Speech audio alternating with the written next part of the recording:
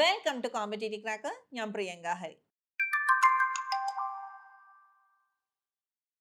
Degree BEd കഴിഞ്ഞ ഉദ്യോഗാർത്ഥികളാണോ നിങ്ങൾ? നിങ്ങളുടെ മനസ്സിൽ ഇപ്പോഴുള്ള ഏറ്റവും വലിയ സംശയം ഇനി കേട്ടിട്ട് കാറ്റഗറി 3 പരീക്ഷ എഴുതിയിട്ട് കാര്യമുണ്ടോ എന്നത് തന്നെയായിരിക്കും. കാരണം നമുക്ക് ചുറ്റും കേൾക്കുന്ന പല വാർത്തകളും അതുമായി ബന്ധപ്പെട്ടതാണ്.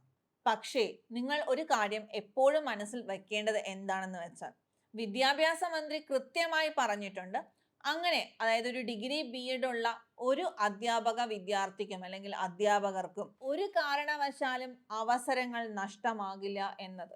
സോ നിങ്ങളുടെ മനസ്സിലുള്ള ഈ ഒരു സംശയത്തിന് ഒരു മറുപടി അല്ലെങ്കിൽ ഒരു സൊല്യൂഷൻ വേണമെന്ന് നിങ്ങൾ ആഗ്രഹിക്കുന്നുണ്ടെങ്കിൽ നിങ്ങൾക്കായി ഒരു ഫ്രീ ലൈവ് സെഷനുമായാണ് കോമ്പറ്റേറ്റീവ് ക്രാക്കർ വരുന്നത്.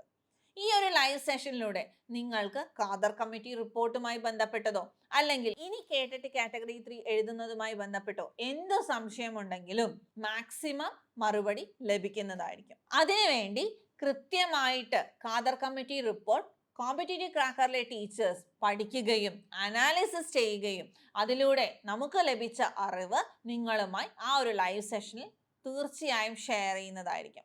അതുകൊണ്ട് തന്നെ ഈ ഒരു ലൈവ് സെഷൻ നിങ്ങൾക്ക് തീർച്ചയായും വളരെയധികം ഉപകാരപ്രദമായിരിക്കും. ഫ്രീ ലൈവ് സെഷൻ ആയതുകൊണ്ട് തന്നെ കൃത്യമായി രജിസ്റ്റർ ചെയ്യുന്നവർക്ക് മാത്രമായിരിക്കും ഇതിലേക്ക് അഡ്മിഷൻ ലഭിക്കുക. അതിനായി ഈ വീഡിയോയിൽ പിൻ ചെയ്തിരിക്കുന്ന ഗൂഗിൾ ഫോമിൽ ഇപ്പോൾ തന്നെ രജിസ്റ്റർ ചെയ്യുക. കൂടുതൽ അറിയാനായിട്ട് താഴെ കാണുന്ന നമ്പറിൽ കോൺടാക്ട് ചെയ്യുക. അപ്പോൾ നിങ്ങൾക്ക് എല്ലാ സംശയങ്ങളും മാറി ഇനി വരുന്ന കേട്ടിട്ടിന് വളരെ കോൺഫിഡൻ്റ് ആയി പഠിച്ചു തുടങ്ങാം. മറക്കരുത്, ഇപ്പോൾ തന്നെ രജിസ്റ്റർ ചെയ്യുക. താങ്ക്